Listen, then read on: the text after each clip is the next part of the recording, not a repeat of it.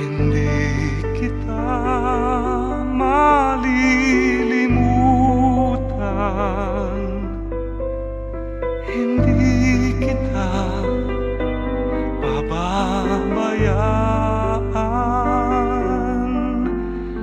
Nakabukid magpakailanman sa aking palad ang iyong pangalan. Malilimutan ba ng ina ang anak na galing sa kanya? Sanggol sa kanyang sinapupunan, paano niyan matatalikdan? Ngunit kahit na malimutan ng ina ang anak niyang tangan, hindi kita malilimutan.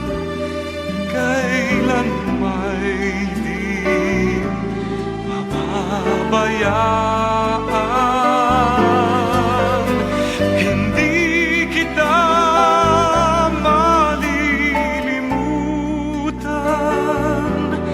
Kailan may di pababayaan.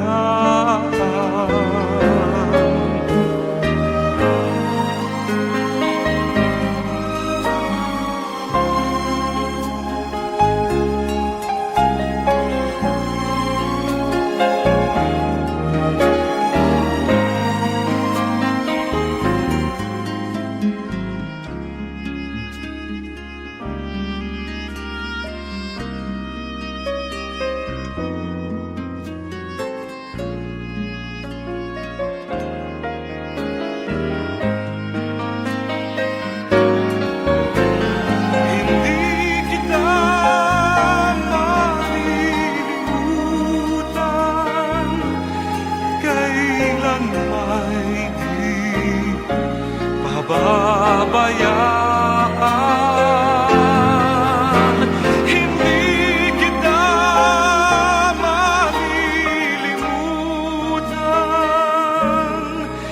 Kailan may di